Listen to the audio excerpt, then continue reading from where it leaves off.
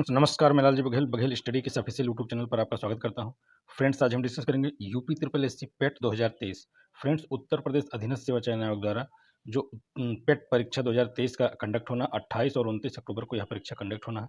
इसी को लेकर मैं लगातार जीएस का वीडियो जो है प्रैक्टिस सेट प्रोवाइड कर रहा हूँ, जिसमें लगभग 5 वीडियो कंप्लीट हो चुके हैं। आज ये हमारा 6 नंबर वीडियो है, जिसमें हम जीएस के अंतर्गत history, polity, geography and economics, science सारे सेगमेंट के क्वेश्चन रखते हैं। केवल 30 क्वेश्चन ये जीएस का सेगमेंट रहता है। फ्रेंड्स उम्मीद करते हैं आपको जरूर समझ में आएगा, तो वीडियो पूरा देखिएगा, वीडियो इसकी बिल्कुल मत करिएगा। जिसका आज पहला क्वेश्चन है, निम्नलिखित में से भारत का कौन सा पड़ोसी देश स्थल सीमा से घिरा हुआ नहीं है? म्यांमार, भूटान, नेपाल, अफगानिस्तान।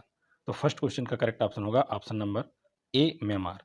म्यांमार जो है वो बंगाल की खाड़ी तथा अंडमान सागर से घिरा हुआ है, जबकि भूटान की हम बात करें तो नेपाल तथा अफगानिस्तान स्थलीय सीमा से घिरे हुए हैं। तो फर्स्ट नंबर इसका करेक्ट ऑप्शन है। नेक्स्ट क्वेश्चन है, भारत के किस राज्य में सबसे लंबी तटीय रेखा है? तमिलनाडु, आंध्र प्रदेश, गुजरात, पश्चिम बंगाल। तो सेकंड का जो करेक्ट ऑप्शन है ऑप्शन नंबर सी हो जाएगा, गुजरात। तो गुजरात का जो तटीय वो है वो फ्रेंड्स इस राज्य का सबसे लंबी जो है ये तटीय रेखा है। भारत के राज्यों में अगर हम बात करें, गुजरात राज्य की तटीय रेखा सबसे लंबी है, जो कि 1214.70 किलोमीटर है तक विस्तृत है। इसके बाद क्रमशः आंध्र प्रदेश, तमिलनाडु, महाराष्ट्र, केरल, ओडिशा, पश्चिम कर्नाटक, पश्चिम बंगाल तथा गोवा का नंबर आता है। अगला क्वेश्चन देखते हैं, क्वेश्चन नंबर 3। निम्नलिखित में से कौन सा युग्म सही नहीं है? यहाँ आपको ध्यान देना होगा, लास्ट में सही नहीं है, तो इस प्रकार से क्वेश्चन सही करेंगे। संयुक्ता पाणिग्रही ओडिसी नृत्य, शिव कुमार शर्मा बांसुरी, राजा रवि वर्मा चित्रकार, उस्ताद विलायत खां सितार। तो 3 का जो करेक्ट ऑप्शन है ऑप्शन नंबर बी हो जाएगा। फ्रेंड्स यहाँ जो शिव कुमार शर्मा बांसुरी से संबंधित है ये सही नहीं है, बाकी सारे सही, क्योंकि शिव कुमार जो शर्मा है वो संतूर वादक है, तो संतूर वादक हैं ये, इसलिए बांसुरी वाला नहीं से। बाकी राजा रवि वर्मा चित्रकार हैं और उस्ताद विलायत खां जो है सितार वादक जो हैं। नेक्स्ट क्वेश्चन है क्वेश्चन नंबर 4। कलिंग पुरस्कार किस संस्था द्वारा प्रदान किया जाता है? भारत सरकार, ओडिशा सरकार, बंगाल सरकार, यूनेस्को। तो 4 का जो करेक्ट ऑप्शन है ऑप्शन नंबर डी हो जाएगा, यूनेस्को द्वारा जो है कलिंग पुरस्कार दिया जाता है। वहीं अगर बात करें 1951 से यूनेस्को द्वारा जो है यह पुरस्कार दिया जाता है। कलिंग फाउंडेशन ट्रस्ट के संस्थापक अध्यक्ष विजयानंद बीजू पटनायक के अनुदान से स्थापित किया गया था। प्रथम पुरस्कार जो इसका दिया गया था 1952 में प्रदान किया था, यानी कि 1951 में यह स्थापना हुआ था और 1952 में जो है इसका प्रथम पुरस्कार प्रदान किया गया था। नेक्स्ट क्वेश्चन है क्वेश्चन नंबर 5। राष्ट्रीय युवा दिवस मनाया जाता है 23 जून, 12 जनवरी, 14 मार्च, 10 मई। तो 5 का जो करेक्ट ऑप्शन है ऑप्शन नंबर यहाँ से बी हो जाएगा, 12 जनवरी को प्रतिवर्ष युवा दिवस के रूप में मनाया जाता है। यह दिवस जो है स्वामी विवेकानंद की जयंती के रूप में मनाया जाता है, जिनका जन्म भी 12 जनवरी 1863 ईस्वी में हुआ था। 12 जनवरी 1863 ईस्वी में स्वामी विवेकानंद का जन्म हुआ था, उसी समय से इसको जो है यहाँ मनाया जाता है। अगर हम बात करें तो यह एक महान समाज सुधारक थे, दार्शनिक एवं विचारक थे, और इनके बचपन के नाम की बात करें तो नरेंद्र नाथ दत्त था। नेक्स्ट क्वेश्चन है क्वेश्चन नंबर 6। यूनिसेफ की स्थापना किस वर्ष हुई थी?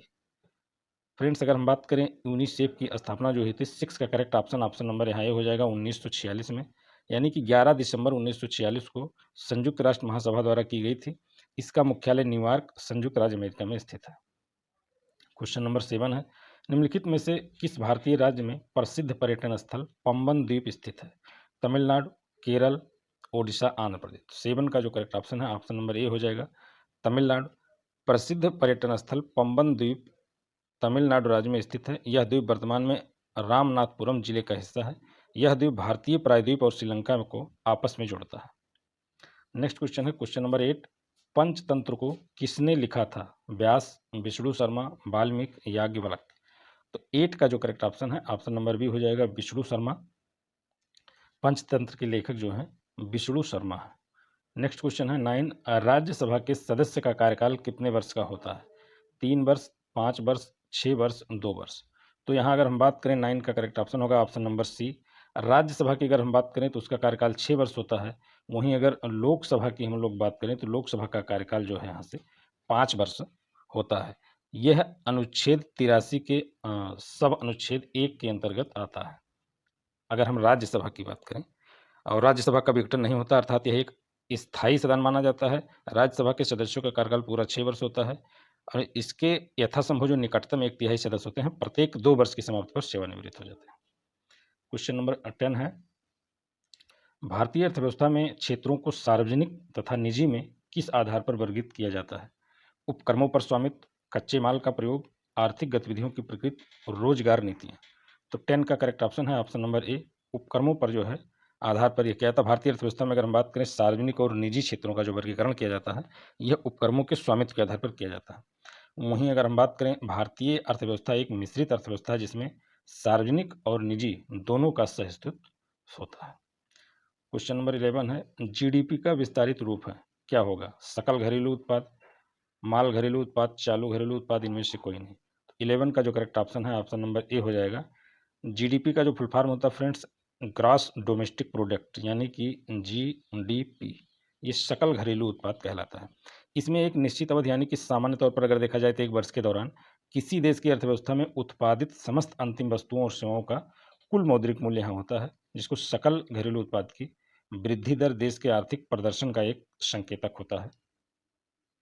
क्वेश्चन नंबर 12 है, भारत में बैंकों का दूसरी बार राष्ट्रीयकरण कब हुआ था? जुलाई 1969, अगस्त 1971, मार्च 1981, अप्रैल 1980। तो 12 का जो करेक्ट ऑप्शन है ऑप्शन नंबर डी हो जाएगा, अप्रैल 1980। फ्रेंड्स अगर हम बात करें सबसे पहले जो बैंकों का राष्ट्रीयकरण हुआ था 19 जुलाई 1971 को इनका राष्ट्रीयकरण होता।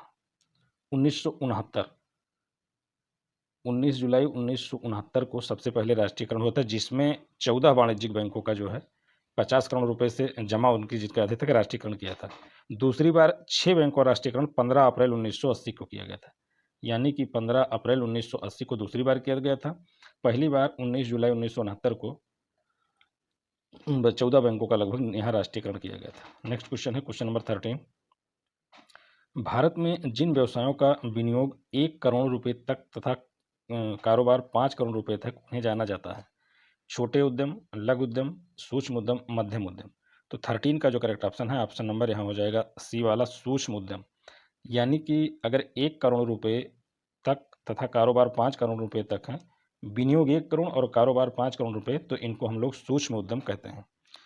वर्ष 2006 में एमएसएमई की अगर हम बात करें विकास अधिनियम के अस्तित्व में आने के बाद 14 वर्षों के बाद 13 मई 2020 को आत्मनिर्भर भारत पैकेज में एमएसएमई की परिभाषा में संशोधन किया गया है। इसी के अनुसार एक नई परिभाषा यहाँ रची गई थी, जिसमें सूक्ष्म उद्यम उसी उद्यम को माना जाएगा जिसमें 1 करोड़ रुपए से अधिक का निवेश हो तथा उसमें लगभग 5 करोड़ रुपए तक जो है उनमें काम किया जा सकता है। नेक्स्ट क्वेश्चन है क्वेश्चन नंबर 14, 5वीं पंचवर्षीय योजना का मूल्य उद्देश्य था गरीबी हटाओ, सार्वजनिक वितरण प्रणाली में सुधार, समावेशी विकास, अपवर्जी विकास। तो 14 का जो करेक्ट ऑप्शन है ऑप्शन नंबर ए हो जाएगा यहाँ, गरीबी हटाओ, यानी कि जो 5वीं पंचवर्षीय योजना का मूल उद्देश्य था गरीबी हटाओ था। नेक्स्ट क्वेश्चन है क्वेश्चन नंबर 15, दर्पण कारों की हेडलाइट में प्रयोग किया जाता है, यानी कि इसमें से कौन सा दर्पण अर्धवृत्तीय, शंक्वाकार, उत्तल या अवतल? तो 15 का जो करेक्ट ऑप्शन होगा ऑप्शन नंबर डी, यानी कि जो अवतल दर्पण का जो है प्रयोग किया जाता है वो कारों की हेडलाइट के रूप में किया जाता है। सर्च लाइट, स्कूटर तथा मोटर गाड़ियों की हेडलाइट में परवलयाकार अवतल दर्पण प्रयुक्त होता है, क्योंकि इसके समीप लगे बल्ब से निकलने वाली प्रकाश किरणें दर्पण से परिवर्तित होकर अधिक तीव्रता की किरणें में परिवर्तित हो जाते हैं, जिसके फलस्वरूप जो अभिसरित होकर दूर तक जाने में ये लोग सक्षम होते हैं। क्वेश्चन नंबर 16 है, रक्त परिसंचरण की खोज किसने की थी? David Baltimore, Rosalind Franklin, William Harvey या चार्ल्स डार्विन? तो 16 का जो करेक्ट ऑप्शन है ऑप्शन नंबर सी हो जाएगा, विलियम हार्वे। क्वेश्चन नंबर 17 है फ्रेंड्स, इसके पहले क्वेश्चन नंबर 16 की अगर बात करें तो 16 का correct option option number C हो जाएगा, आप सी। और फिर 17 देखते हैं, किस प्रकार का रोगजनक जल जनित रोग टाइफाइड बुखार का कारण बनता है? शैवालीय, परजीवी, बैक्टीरियल, प्रोटोजोआ? तो 17 का correct option option number D हो जाएगा, बैक्टीरिया। यानी कि अगर टाइफाइड बुखार है तो वह बैक्टीरिया की वजह से यहाँ होता है। टाइफाइड एक जीवाणु जनित या बैक्टीरियल रोग है जिसमें साल्मोनेला टाइफी नामक जीवाणु के संक्रमण से यह रोग फैलता है। क्वेश्चन नंबर 18 बात करें, तरल अवस्था में पाई जाने वाली धातु है टिन, पोटेशियम, पारा, टंगस्टन। तो कमरे के अगर सामान्य ताप की बात करें तो पारा एक ऐसा धातु है जो मर्क्यूरी या तरल अवस्था में पाई जाती है। तो सी वाला ऑप्शन यहाँ से सही हो जाएगा। क्वेश्चन नंबर 19 देखते हैं। CA ब्रैकेट में है OCl2 का सामान्य नाम है washing soda, bleaching powder, baking powder, baking soda. तो 19 का जो करेक्ट ऑप्शन है ऑप्शन नंबर बी हो जाएगा, बेकिंग सोडा, यानी कि ब्लीचिंग पाउडर है जिसका रासायनिक नाम कैल्शियम फ्लोराइड हाइपोक्लोराइड है। यह एक अकार्बनिक यौगिक है जिसका रंग सफ़ेद होता है। इससे क्लोरीन की तीव्र गंध निकलती है। क्लोरोफार्म तथा क्लोरीन गैस बनाने में इसका उपयोग किया जाता है। क्वेश्चन नंबर 20 है, हमारे देश में शिक्षा का अधिकार एक राजनीतिक अधिकार है, मूलभूत अधिकार है, सामाजिक अधिकार है, विधिक अधिकार है। तो 20 का जो करेक्ट ऑप्शन है ऑप्शन नंबर बी हो जाएगा, यानी कि मूल अधिकार है। अगर हम बात करें संविधान में 86वां संशोधन एक हुआ था, 86वां संशोधन की बात करें तो यह जो संशोधन हुआ था 2002 में।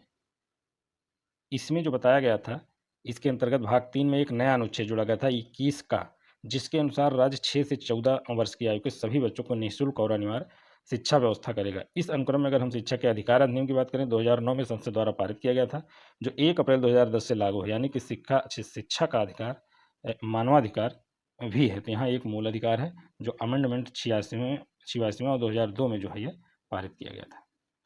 क्वेश्चन नंबर 21 है, भारतीय संविधान का निम्नलिखित में से कौन सा अनुच्छेद नागरिकों के लिए आजीविका के पर्याप्त साधनों का अधिकार सुनिश्चित करने के लिए राज्यों को निर्देश देता है? तो 21 का जो करेक्ट ऑप्शन है ऑप्शन नंबर सी हो जाएगा, अनुच्छेद 39। भारतीय संविधान का अनुच्छेद जो 39 है, नागरिकों के लिए आजीविका को पर्याप्त साधनों का अधिकार सुनिश्चित करने के लिए राज्य को निर्देश देता है। नेक्स्ट क्वेश्चन है क्वेश्चन नंबर 22। भारतीय संविधान का अनुच्छेद 60 संदर्भित करता है भारत के राष्ट्रपति का निर्वाचन, राष्ट्रपति की शपथ, राष्ट्रपति पर महाभियोग, भारत का उपराष्ट्रपति। तो 22 का जो करेक्ट ऑप्शन है ऑप्शन नंबर बी हो जाएगा यहाँ, राष्ट्रपति की शपथ। तो 22 की अगर हम बात करें तो भारतीय संविधान में जो अनुच्छेद 60 है, यानी कि जो अनुच्छेद 60 है, इसी के अंतर्गत राष्ट्रपति द्वारा शपथ या प्रतिज्ञान को संदर्भित करता है, जबकि अनुच्छेद 54 राष्ट्रपति के निर्वाचन, अनुच्छेद 61 राष्ट्रपति पर महाभियोग तथा अनुच्छेद 63 भारत के उपराष्ट्रपति को संदर्भित करता है। क्वेश्चन नंबर 23 है, भारतीय संविधान के निम्नलिखित किन अनुच्छेदों द्वारा अंतर्राष्ट्रीय व्यापार व्यवसाय की स्वतंत्रता प्रदान की जाती है? तो 23 का जो करेक्ट ऑप्शन है ऑप्शन नंबर बी हो जाएगा, 301 नंबर। भारतीय संविधान के अनुच्छेद 301 के अनुसार भाग 13, यहाँ अगर हम भाग की बात करें तो भाग 13 के अंतर्गत आता है कि अन्य उपबंधों के अधीन रहते हुए भारत के राज्य क्षेत्र में सर्वत्र व्यापार, वाणिज्य और समागम अबाध रूप से यहाँ किया जा सकता है। क्वेश्चन नंबर 24 है, पंचायती राज किस सिद्धांत पर आधारित है? सत्ता के केंद्रीयकरण पर, सत्ता के विकेंद्रीकरण पर, सत्ता के एकीकरण पर, सत्ता के विकेंद्रीकरण पर, द्विभाजन कानून। तो 24 का जो करेक्ट ऑप्शन है ऑप्शन नंबर सी हो जाएगा, सत्ता के विकेंद्रीकरण पर, यानी कि पंचायती राज जो है ऊपर से नीचे फैलते हुए जो है ये रहता है। वहीं अगर बात करें पंचायती राज व्यवस्था जो है 2 अक्टूबर 1959 में जो है नागौर राजस्थान में हुआ था। 73वें संविधान संशोधन 1992 के द्वारा पंचायतों को संवैधानिक दर्जा प्रदान किया गया। इसका प्रमुख उद्देश्य स्थानीय जनता का विकास है, जन भागीदारी एवं लोकतांत्रिक विकेंद्रीकरण को यह सुनिश्चित करता है। नेक्स्ट क्वेश्चन देखते हैं, क्वेश्चन नंबर 25 है,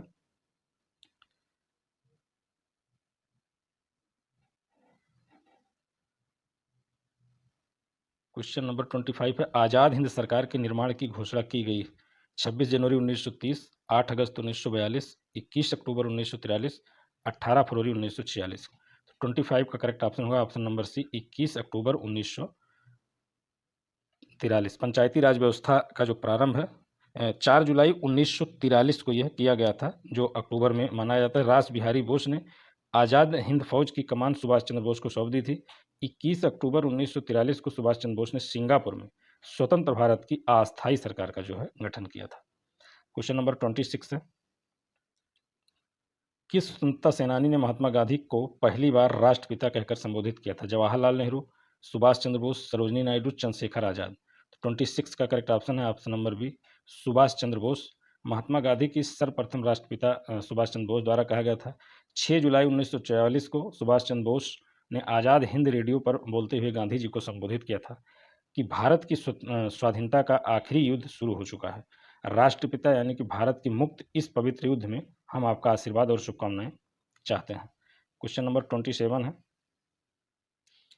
महात्मा गांधी द्वारा व्यक्तिगत सत्याग्रह आंदोलन के लिए प्रथम सत्याग्रही कौन चुना गया? जवाहरलाल नेहरू, सरदार पटेल, सरोजिनी नायडू, विनोबा भावे। तो 27 का जो करेक्ट ऑप्शन है ऑप्शन नंबर डी है। महात्मा गांधी द्वारा जो प्रथम व्यक्ति जो है व्यक्तिगत सत्याग्रह की अगर आंदोलन की बात करें, सबसे पहले सत्याग्रही विनोबा भावे के चुना गया था।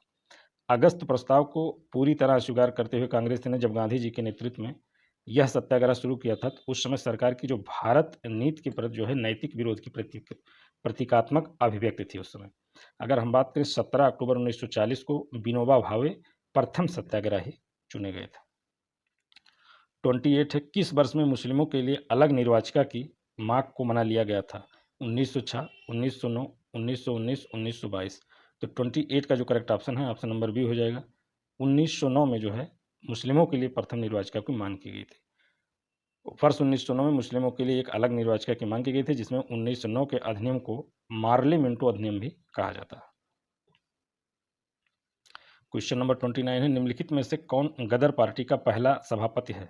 लाला हरदयाल, सोहन सिंह भाकना, केसर सिंह, पंडित काशीराम। तो 29 का जो करेक्ट ऑप्शन है ऑप्शन नंबर ई है, सोहन सिंह भाकना। गदर पार्टी पराधीन भारत को अंग्रेजों से स्वतंत्र करने के उद्देश्य से बना एक संगठन था, जो अमेरिका और कनाडा के भारतीयों ने वर्ष 1913 में बनाया था। वर्ष 1913 में कनाडा और अमेरिका के भारतीयों ने जो है इसको बनाया था। इस पार्टी की अगर हम बात करें तो हिंदुस्तानी गदर नाम पत्र की भी एक निकलते थे, जो उर्दू, गुजराती और पंजाबी में प्रकाशित था। गदर पार्टी के संस्थापक अध्यक्ष सोहन सिंह भाकना, सरदार सोहन सिंह भाकना थे। नेक्स्ट क्वेश्चन है और इस वीडियो का लास्ट क्वेश्चन है, क्वेश्चन नंबर 30। भारत में किस ब्रिटिश वायसराय ने बंगाल विभाजन को अंजाम दिया था? Lord Lytton, Lord Curzon, Lord Canning, Lord Dalhousie. तो 30 का जो करेक्ट ऑप्शन है ऑप्शन नंबर बी हो जाएगा, लॉर्ड कर्जन। बंगाल विभाजन वायसराय लॉर्ड कर्जन ने अगर हम बात करें 1899 से 1905 के बीच में बंगाल का विभाजन यहाँ से किया गया था। इस काल में 1905 में इसके निर्णय की घोषणा अगर हम बात करें तो 20 जुलाई 1905 को की गई थी, तथा यह 16 अक्टूबर 1905 से लागू है। 1911 के दिल्ली दरबार में बंगाल के विभाजन को निरस्त करने की घोषणा की गई थी। तो ये था फ्रेंड्स 30 क्वेश्चन का जो करेक्ट ऑप्शन है ऑप्शन नंबर बी हो जाएगा। ये 30 क्वेश्चन फ्रेंड्स थे इस वीडियो में, जिसमें आपको जीएस के सारे सेगमेंट, चाहे वो हिस्ट्री हो, पॉलिटी हो, इकोनॉमिक्स हो या साइंस हो, सभी से यहाँ क्वेश्चन शामिल किए जाते हैं। उम्मीद करते हैं वीडियो आपको ज़रूर अच्छा लगा हो। वीडियो अगर अच्छा लगा है तो वीडियो को लाइक करिए, अपने दोस्तों में ज़्यादा से ज़्यादा शेयर करें। चैनल पर नए हैं तो चैनल को सब्सक्राइब करके बेल आइकन पर ज़रूर दबाएं, जिससे इसी प्रकार की लेटेस्ट वीडियो आपको लगातार मिलती रहे। मिलते हैं नेक्स्ट वीडियो में, तब तक के लिए नमस्कार।